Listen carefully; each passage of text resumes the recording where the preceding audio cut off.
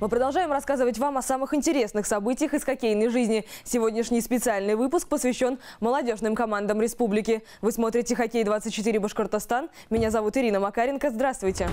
Сегодня в программе старший тренер юлаевской молодежки рассказал, чего не хватает его дружине. Улыбнется ли удача Батыру в нынешнем сезоне, а также эксклюзивное интервью с игроками нефтекамской молодежки по вашим просьбам.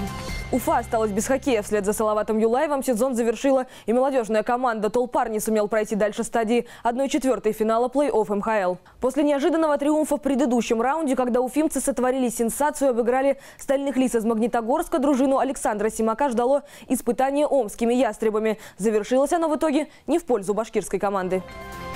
Третий матч четвертьфинальной серии чемпионата молодежной хоккейной лиги между Толпаром и омскими ястребами собрал в стенах Уфимского дворца спорта почти полные трибуны болельщиков. А фан-сектор юлаевской молодежки и вовсе оказался самым многочисленным в нынешнем сезоне. Впрочем, без поддержки, хоть и небольшой, не обошлась и команда гостей. Третья встреча с сомичами дружина Александра Симака подошла с 2 поражениями в серии, а потому настрой у уфимцев был как никогда боевой. От исхода этого матча зависела судьба толпаровцев. Будут ли они продолжать борьбу за Кубок Харламова или завершат свое участие в чемпионате. Чем закончится противостояние Толпара, сенсационно обыгравшего в предшествующем раунде одного из фаворитов МХЛ Стальных Лис и лидера регулярного чемпионата омских ястребов, в преддверии игр не мог предположить даже заслуженный тренер СССР и России, председатель правления молодежной хоккейной лиги Владимир Юрзинов-старший. Я не могу сказать, что обязательно сейчас Карнаухов обыграет Симака. Это тоже еще не вопрос. То есть омские ястребы выиграет у Толпара. То есть сплошные неожиданности и радостные неожиданности. Я думаю, что будет очень интересный матч, что я надеюсь, что он соберет зрителей, понимаете, то, что интересно работают и тренеры, и внимание уделяется молодежным командам, поэтому... Стартовую 20-минутку хозяева начали уверенно, не раз создавая опасные моменты у омских ворот. Впрочем, голкипер ястребов блестяще справлялся со своей задачей. А уже на 6-й минуте игрового времени толпаровцы позволили омичам открыть счет в матче. Дружина Александра Симака продолжала наступать и создала несколько хороших моментов. Впрочем, реализовать в гол не удалось так и ни одного. Мало того, гости, воспользовавшись численным перевесом, сумели удвоить свое преимущество. На перерыв команды ушли со счетом 2-0. Во-первых, от головы все идет, то удаление ненужное, то шайбу не вывели, то шайбу отдали в своей зоне. Вот эти мелочи они решили. Здесь соперник опытный, сразу любые ошибки наказывал. Может, другие в чемпионате, другие команды прощали, здесь сразу раз ошибся, наказали, удалился, наказали. Вторую 20-минутку уфимцы начали с реваншистским настроем, но шайба упрямо не залетала в ворота омичей. Не раз свою команду на последнем рубеже обороны выручал Олег Шилин. Реализовать численное преимущество в 2 игроков толпаровцам также не удалось. Опасных моментов и ворот сибиряков дружина Александра Симака до конца периода создала еще немало. Но и на этот раз фортуна оказалась на стороне гостей. Как итог, счет на табло так и не изменился. Тяжелейшие игры все 3 для нас, особенно сегодня, когда соперник играл дома. Переиграл нас и по моментам, и по движению. Но сегодня, я думаю, нас выручил вратарь Олег Шилин. И мы реализовали свои возможности. На экваторе 3-го игрового отрезка толпаровцы вновь позволили сибирякам реализовать численное преимущество. А вот зажечь красный свет над гостевыми воротами так и не удавалось. Лишь за 3 минуты до конца игрового времени уфимская дружина сумела найти брешь во владениях Олега Шилина. Отличился Ефим Гуркин. Матч завершился со счетом 3-1 в пользу омских ястребов. Несмотря на равную борьбу с фаворитами чемпионата, уфимская молодежная хоккейная команда выбывает из борьбы за Кубок Харламова. Серия была хорошая, мы не выступали намного, равные матчи были. Не могу сказать, что ребята плохо играли, все старались, бились. Мы могли выиграть, могли проиграть, но нам не повезло. Будем готовиться. Впрочем, несмотря на поражение, толпаровцы не отчаиваются и уже в следующем сезоне планируют показать все свое мастерство и улучшить результат. А вот для еще одной команды из Башкортостана все, похоже, только начинается. На неделе команда Константина Полозова достаточно неожиданно оформила себе путевку в финал первенства молодежной хоккейной лиги. стадии 1/8 финала нефтекамцы в 4 матчах обыграли команду «Красноярские рыси». Затем под горячую руку батыров попал казанский «Ирбис», что стало, пожалуй, главной сенсацией текущего плей-офф. В следующем раунде от рук башкирской команды пал еще один представитель Татарстана – альметьевский «Спутник». Причем нефтекамцы неизменно брали верх в серии со счетом 3-1. В итоге за право обладания Кубком регионов Батыр сыграет с сильнейшей командой регулярки клубом «Юниоры» из Кургана. Первый матч соперников запланирован на ближайшую субботу. Отметим также, что финальная серия длится до 3 побед, а победитель помимо трофея получает еще и повышение в классе, то есть право в следующем сезоне сыграть в чемпионате молодежной хоккейной лиги. По вашим многочисленным просьбам в сегодняшнем специальном выпуске мы подготовили 3 эксклюзивных интервью. Именно вы выбирали, кто из игроков нефтекамской молодежки примет участие в программе. На вопросы отвечали Андрей Балаба, Илья Гарифуллин и Александр Степаненко. Андрей, здравствуй. Как можешь прокомментировать серию с Альметьевском? Привет, Ирин. Ну, что могу сказать? Команда была очень вязкая такая, знаешь, серьезная, возрастная. Было тяжело играть. Но я пропустил 2 игры в гостях по болезни. То есть не успел форму пока максимальную набрать. Из-за этого тяжело пришлось мне здесь играть. Ну, вроде ничего, ребята как бы и там одну зацепили, и здесь мы 2 взяли. То есть Ильяс еще подтащил. Все нормально так что. Команда победила. Какие эмоции испытал от победы?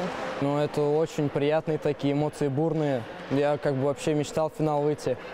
То есть, как бы, Пусть-Дюшор мы ничего не выигрывали, а здесь я прям приехал, все, я думаю, надо выигрывать в этом году стопудово. Ну, какие ожидания возлагаешь на финал? Может быть, драйв или что-то еще? Да, разумеется. Ну, ждут тяжелые игры. То есть, соперников слабых уже в финале не будет. Поэтому, как бы, будем стараться, выигрывать, надо брать обязательно финал.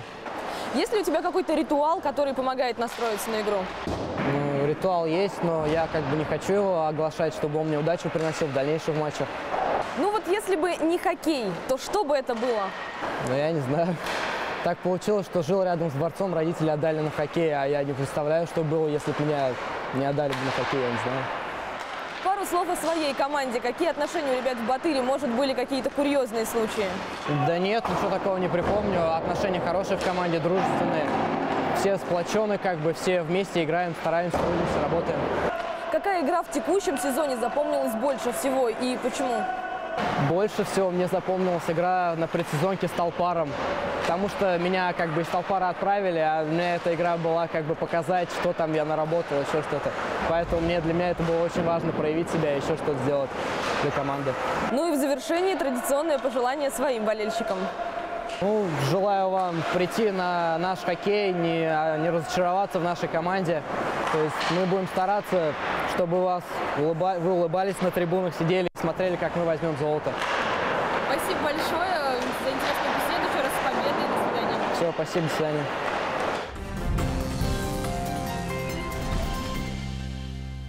Ильяс, привет. Скажи, удивил ли чем-нибудь «Спутник» сегодня, ну и в целом в серии?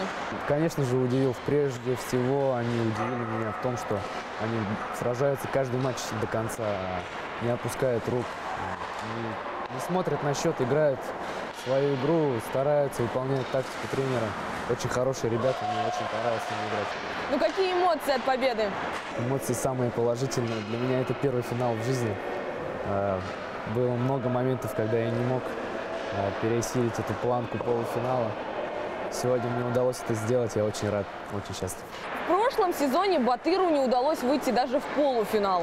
А в этом году в финале какие ожидания на финальную серию? Ну, будет битва, будет битва. В финал не выходит слабых команд, в финал выходят команды, которые уже тактически подготовлены, физически, эмоционально. Все ребята настроены на победу, будем биться, будет битва. Кто обычно поддерживает тебя на трибунах? Сегодня приехала моя мама первый раз за сезон. Очень было приятно, что она приехала. Она не может смотреть хоккей. И максимум, на что ей хватает, на один период. После этого она уходит в буфет, пить корвалол или еще что-то там. Очень приятно, родители приезжают, молодцы все. Друзья приходят, появилось много очень друзей. И все приходят, поддерживают, все звонят, молодцы. Их поддержка очень влияет на нашу игру. Вратарь в команде человек особый. Скажи, кто какие роли в команде выполняет? Может быть, кто-то лидер, кто-то весельчак? У нас нет такого лидера. там, весельчак, мы все вместе общаемся. У нас очень душевная команда. Мы можем всей командой песни петь, можем всей командой танцевать, делать различные флешмобы. У нас очень такая, можно сказать, у нас команда личности. У нас каждый может что-то. В один день один игрок может чем-то удивить, другой.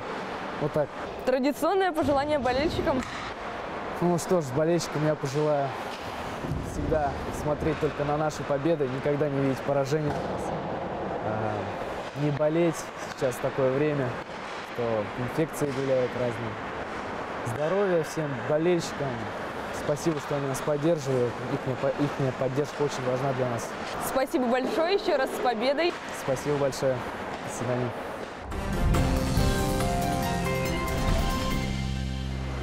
Саш, привет. Как можешь прокомментировать серию с Альметьевском?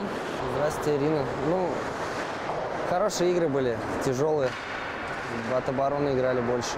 Хороший соперник. Радостно, весело выиграли. В прошлом сезоне команда, к сожалению, не смогла выйти даже в полуфинал. В этом году вы уже в финале. Какие эмоции? Эмоций много. Даже говорить ничего неохота. Перехлестывает все сразу. Глаза разбегаются. Покричали, да и все. Ну, рады были очень сильно. Ты уже успел сыграть в Таросе. Чем отличается игра в двух командах? Батарея, эмоции, все, ну, как бы команды там все ложится, все биться до конца там. Ну, эмоции большая часть этого. Таросе такого, как бы, ну, есть эмоции, но большая часть там самоотверженности и тактика этого. На твой взгляд, в какие моменты у команды были спады и в какие подъемы? Спады не особо были, так только устали, усталость чувствуется. Ну, восстанавливаться надо получше как-то. Трудно это делать, многих сил уже нету. Ну а так в основном все делали правильно. Где-то там не повезло, где-то больше повезло. В целом все то же самое. Если бы не хоккей, то что? И более ближе к инженеру, там строительство, вот это все мне как-то, ну, с детства было такое, что любил строить, там дома еще что-нибудь такое, все рисовать, такое вот. Ну, ближе к этому больше. Но если честно, то кроме хоккея, по-моему, ничего больше не так. Вообще не нужно ничего. Ну и традиционно для нашей программы слова для твоих болельщиков. Огромное им спасибо, поддержка сумасшедшая просто. Приятно очень видеть, как болеют, приходят на хоккей к нам. Лишь бы приходили, и все, будем играть ради них, победа только ради них. Саш, спасибо, удачи и побед. Спасибо, Ирина, до свидания. А творческий конкурс, объявленный в прошлом выпуске, продолжается. Напомню, победитель получит игровую майку хоккейной команды «Толпар» с автографами всей дружины.